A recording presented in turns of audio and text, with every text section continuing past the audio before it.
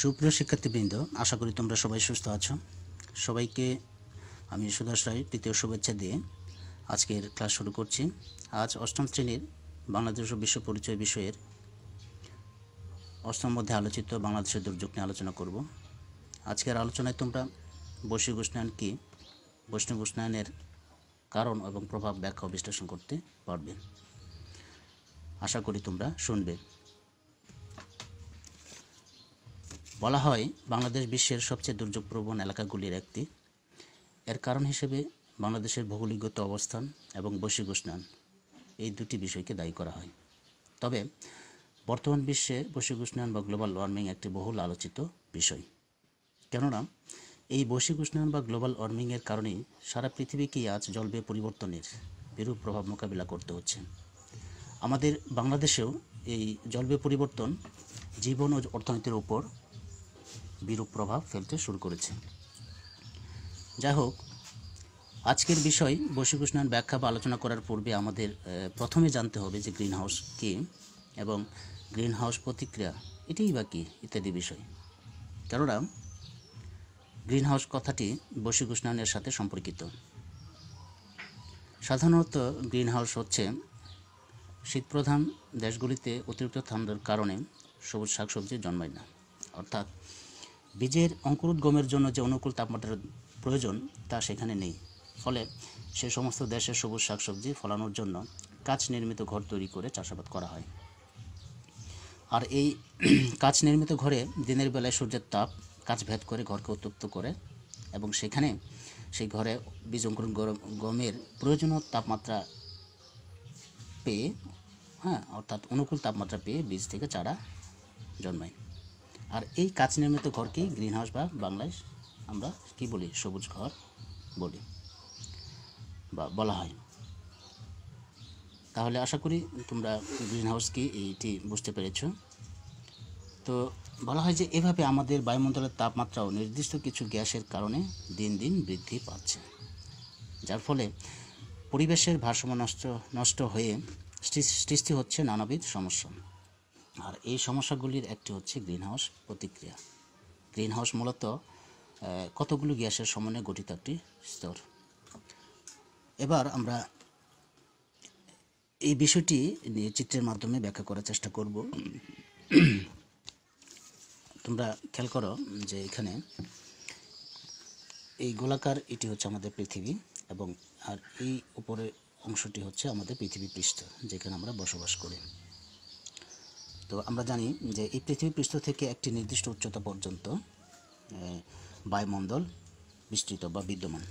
আর এই পৃথিবী সংলগ্ন বায়ুমণ্ডলের প্রধান উপাদান অর্থাৎ বায়ুমণ্ডলের প্রধান উপাদান হচ্ছে নাইট্রোজেন ও অক্সিজেন। এছাড়া এখানে carbon dioxide, methane, nitrous oxide, ozone gas, CFC, HCFC এই ধরনের কিছু কিছু গ্যাস অল্প পরিমাণে বিদ্যমান। মূলত carbon dioxide, methane, nitrous oxide, ozone gas, CFC, HCFC এই গ্যাসগুলিকেই গ্রিনহাউস গ্যাস বলা হয়। কেন গ্রিনহাউস গ্যাস এইগুলো আমরা পরে আলোচনায় আসব। তো মূল আলোচনা আসা যাক। আমরা জানি দিনের বেলায় সূর্যের আলো এবং তাপ বিকিরিত হয়ে এই পৃথিবী পৃষ্ঠে পড়ে এবং একে পৃথিবী পৃষ্ঠকে দিনের বেলা কী করে উত্তপ্ত করে।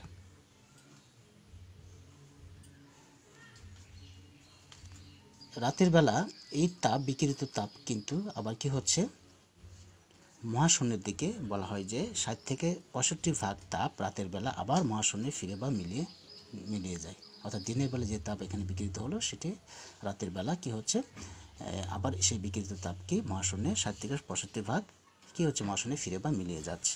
কিন্তু সমস্যা হলো যে উল্লেখিত গ্রিনহাউস গ্যাসগুলি অর্থাৎ carbon dioxide, methane, nitrous oxide, ozone gas, CFC, HCFC এই গ্যাসগুলি দ্বারা অর্থাৎ এই ভূপৃষ্ঠে এই বায়ুমণ্ডলে অস্বাভাবিক হারে দিন দিন বৃদ্ধি পাওয়ার কারণে এই ভূপৃষ্ঠ সংলগ্ন বায়ুমণ্ডলে একটি স্তর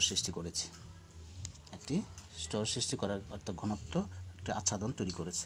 ফলে সূর্যের বিকিরিত তাপকে মহাশূন্যে ফিরে যেতে কী করছে, এই স্তরটি বাধা দিচ্ছে। ফলে যেতে না পারার কারণে এই এই বায়ুমণ্ডল অর্থাৎ এই ভূপৃষ্ঠের তাপমাত্রা কী হচ্ছে, ক্রমাগত বাড়ছে। আর একই বলা হচ্ছে বৈশ্বিক উষ্ণায়ন বা গ্লোবাল ওয়ার্মিং। আর পৃথিবীর সার্বিক তাপমাত্রা বৃদ্ধিজনিত কারণে সৃষ্ট নানাবিধ সমস্যা গ্রিন হাউস প্রতিক্রিয়ার সাথে তুলনা করা হয়েছে।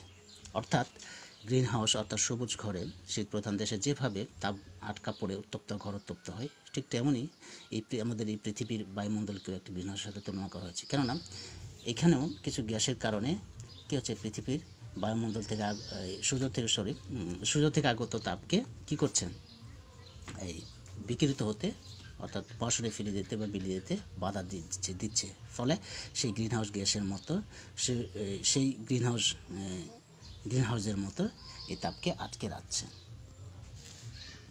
ঠিক আছে, এবং আটকে রাখার কারণে কি হচ্ছে, উত্তপ্ত পৃথিবীপৃষ্ঠ উত্তপ্ত হয়ে বৈশ্বিক উষ্ণায়ন সহ নানাবিধ সমস্যার সৃষ্টি করছে। আর এই ঘটনাকেই গ্রিন হাউস প্রতিক্রিয়া বলা হয়। আশা করি তোমরা গ্রিন হাউস প্রতিক্রিয়া কি এই বিষয়টি বুঝতে পেরেছ। এই বিষয়টি তোমরা বাসায় একটু দেখবে, তাহলে আরও তোমাদের ক্লিয়ার হবে। তো এরপরে আলোচনা আমরা যাব সরাসরি। এরপরে আমরা দেখব যে বৈশ্বিক উষ্ণায়নের কারণ।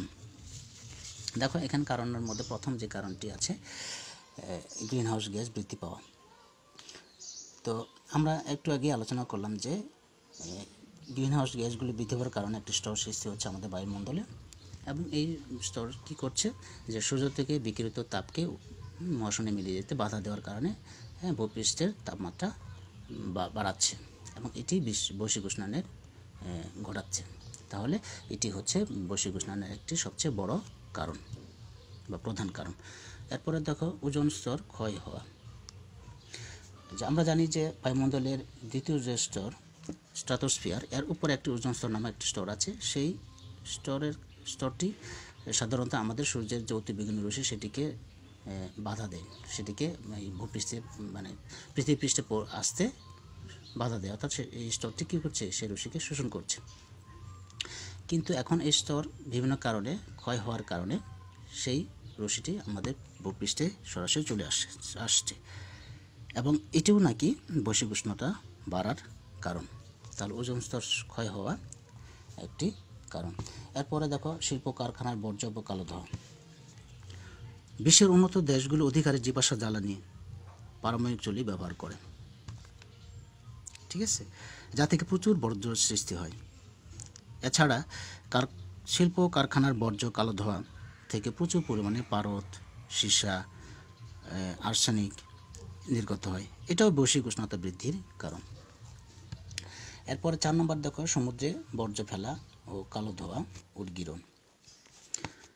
মহাসমুদ্রকে বলা হয় পৃথিবীর মানবদের ফুসফুসের সাথে তুলনা করা হয় বা তুলনা করা যায়। বিশ্বের তাপমাত্রা নিয়ন্ত্রণে মহাসমুদ্রের গুরুত্বপূর্ণ ভূমিকা রয়েছে, কিন্তু বর্তমানে সমুদ্রে তেজস্ক্রিয় বর্জ্য ফেলার ফলে বা নিক্ষেপ করার ফলে তা দূষিত হচ্ছে, এবং এই দূষিত বাষ্প বাতাসে মিশ্রিত হয়েও বৈশ্বিক উষ্ণায়নে ভূমিকা রাখছে। এরপরে দেখো 5 বন উজাড় হওয়া। পরিবেশ দূষণের পেছনে যে কারণটি সবচেয়ে বেশি গুরুত্বপূর্ণ তা হচ্ছে বন উজাড়করণ।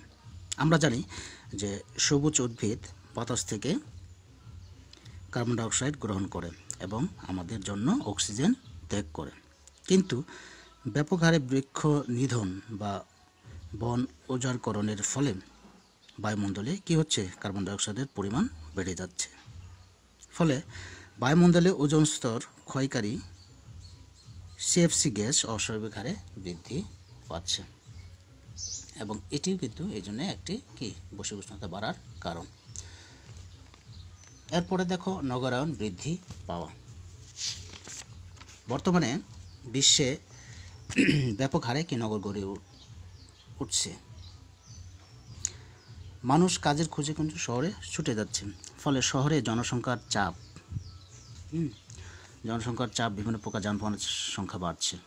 এসব যানবাহনের থেকে নির্গত কালো ধোঁয়া হচ্ছে কার্বন ডাইঅক্সাইড। তাছাড়া শিল্প কারখানার কালো ধোঁয়াও নগরের বায়ুতে কার্বনের পরিমাণ বাড়িয়ে দিচ্ছে। এটিও বৈশ্বিক উষ্ণতা বৃদ্ধির একটি কারণ। এরপর দেখো 7 নম্বর কৃষিতে আধুনিক প্রযুক্তির ব্যবহার ইত্যাদি। বর্তমান বিশ্বে এখন কি কৃষিতে যান্ত্রিক সেচ এবং রাসায়নিক সার ব্যবহার হচ্ছে, কীটনাশক ব্যবহার করা হচ্ছে। এইগুলি মাটিকে দূষিত করছে এবং মাটি থেকে বিভিন্ন দূষিত বাতাসে মাটি থেকে এই উপাদানগুলি কী হচ্ছে, বাতাসে ছড়িয়ে পড়ছে, ফলে বায়ুমণ্ডলের যে ওজোন স্তর সেটি ক্ষতিগ্রস্ত হচ্ছে, যার ফলেও কী হচ্ছে, বৈশ্বিক উষ্ণতা বাড়ছে। তাহলে কৃষিতে আধুনিক প্রযুক্তির ব্যবহার এটিই হচ্ছে একটি বৈশ্বিক উষ্ণতা বাড়ার কারণ। তো আশা করি তোমরা এই কারণগুলি বুঝতে পেরেছ, অর্থাৎ এই কারণগুলি তোমরা বলতে পারবে যে বৈশ্বিক উষ্ণায়নের কারণ। তো এর ফলে আমরা বৈশ্বিক উষ্ণায়নের ফলে কি হচ্ছে বা এর প্রভাব নিয়ে আলোচনা করি, যে প্রভাব দেখি যে কী হয়, কী রকম বিরূপ প্রভাব পড়ে আমাদের বিশ্বের উপর। এটি হচ্ছে দেখো এখানে খেয়াল করো বৈশ্বিক উষ্ণায়নের প্রভাব। এখানে প্রথমে 1 নম্বর কারণে আছে নিম্নাঞ্চল ডুবে যাওয়া। তো আমরা জানি যে পৃথিবীর 2 মেরুতে অনেক বরফ জমা আছে। ভূপৃষ্ঠের বা বায়ুমণ্ডল তাপমাত্রা বাড়ার কারণে সেই বরফগুলি কি হচ্ছে, গলতে শুরু করেছে এবং সেগুলি কি হচ্ছে, সাগরে অর্থাৎ সমুদ্রের পানির উচ্চতা বেড়ে যাচ্ছে। ফলে উপকূলবর্তী যে অঞ্চলসমূহ আছে সেগুলি কি হচ্ছে, সমুদ্র পানিতে ডুবে যাচ্ছে। ইতিমধ্যে কিন্তু আমাদের এই সুন্দরবন এলাকায় এর প্রভাব লক্ষ্য করা গিয়েছে। তাহলে প্রথম কারণ হচ্ছে নিম্নাঞ্চল ডুবে যাবে। এভাবে কিন্তু বিশ্বের বিভিন্ন দেশে সমুদ্র, বিশেষ করে সমুদ্র তীরবর্তী দেশগুলি বিভিন্ন এলাকাগুলি কী হচ্ছে, সমুদ্রের নিচে তলিয়ে যাচ্ছে। তো এরপরে পরিবেশের ভারসাম্য নষ্ট হওয়া।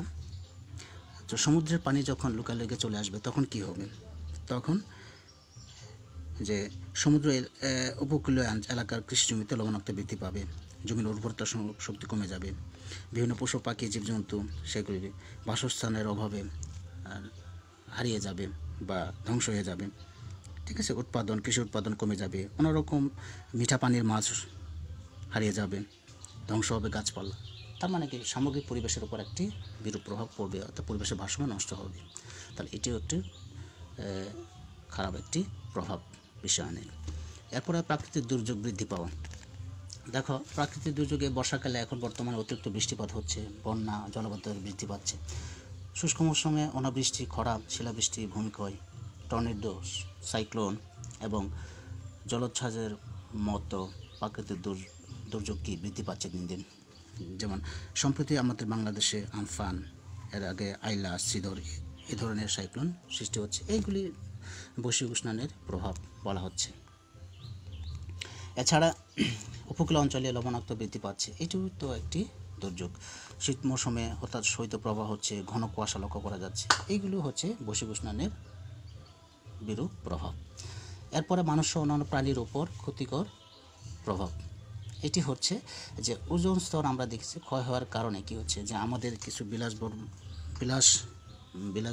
দ্রব্য ব্যবহারের ফলে সেগুলি আমাদের এই বায়ুমণ্ডলে এক ধরনের গ্যাস সৃষ্টি করছে, যেমন refrigerator, air conditioner, plastic, foam, aerosol প্রভৃতি ব্যবহারের ফলে বায়ুমণ্ডলে কিন্তু উৎপন্ন হচ্ছে এক ধরনের গ্রিন হাউস গ্যাস। এই গ্যাস কী করছে, আমাদের যে ওজোন স্তর সেই ওজোন স্তরকে ক্ষতিগ্রস্ত করছে। ফলে ক্ষতিগ্রস্ত হওয়ার কারণে সূর্য থেকে যে অতিবেগুনি রশ্মি সেটি সরাসরি আমাদের ভূপৃষ্ঠে চলে এসেছে এবং মানুষের সহ বিভিন্ন প্রাণী এবং উদ্ভিদের উপর কী হচ্ছে, পড়ছে। যেমন মানুষের ক্যান্সার থেকে চর্মরোগ, এই ধরনের রোগগুলি বাড়ছে এবং পাশাপাশি ফসলহানি ঘটছে এবং ফসল ব্যাপকভাবে নষ্ট হয়ে যাচ্ছে। তো এটি হচ্ছে এই বৈশ্বিক উষ্ণায়নের একটি প্রভাব। এরপরে মরুকরণের প্রবণতা। এই মরুকরণের প্রবণতায় আমরা ইতিমধ্যেই লক্ষ্য করি যে আমাদের উত্তরাঞ্চলে ইতিমধ্যে মরুকরণের লক্ষণ দেখা যাচ্ছে। অর্থাৎ খরার দিনে শুষ্ক মৌসুমে কী হচ্ছে, শুষ্ক মৌসুমে সেখানে অত্যধিক খরা এবং অনাবৃষ্টি থেকে মরুকরণ দেখা যাচ্ছে। তাই পৃথিবীর বিভিন্ন অঞ্চলেও কিন্তু এই মরুকরণ লক্ষ্য করা যাচ্ছে। ঠিক আছে, তাহলে এটি হচ্ছে বৈশ্বিক উষ্ণায়নের একটি বিরূপ প্রভাব। এরপরে জীববৈচিত্র্য ধ্বংস হওয়া ইত্যাদি। এটি এই সামগ্রিক বিষয়গুলি যখন এই বৈশ্বিক উষ্ণায়নের প্রভাব ফেলবে তখন জীববৈচিত্র্য, অর্থাৎ এই বিশ্ব যে একটি বাস্তুতন্ত্র কোনো না কোনো বাস্তুতন্ত্রের অংশ। এই পৃথিবীর প্রত্যেকটি প্রাণী জীব কি কোনো না কোনো বাস্তুতন্ত্রের অংশ। সুতরাং যখন এগুলি বিভিন্ন প্রাণী এবং জীবের উপর আঘাত আসবে, বিরূপ প্রভাব পড়বে, তখন স্বভাবতই আমাদের কি জীববৈচিত্র্য ধ্বংস হয়ে যাবে, অর্থাৎ এবং এই প্রক্রিয়া ইতিমধ্যে শুরু হয়েছে। তাহলে জীববৈচিত্র্য ধ্বংস হওয়া এটিও একটি বৈশ্বিক উষ্ণায়নের বৈরূপ প্রভাব। তাহলে এই বিষয়গুলি তোমরা বাসায় আরও একটু ভালো করে দেখবে, তাহলে আরও তোমাদের জন্য বিষয়টি ক্লিয়ার হবে। তো আশা করি তোমরা আজকের আলোচনা ভালোভাবে বুঝতে পেরেছ এবং মনোযোগ দিয়ে শুনেছ। বাসায় এই বিষয়গুলি নিয়ে একটু পড়লে সহজ হবে তোমাদের জন্য। আজ আর কথা বাড়াবো না। সবশেষে সবার সুস্বাস্থ্য কামনা করে আজকের ক্লাস এখানে শেষ করছি। ধন্যবাদ সকলকে।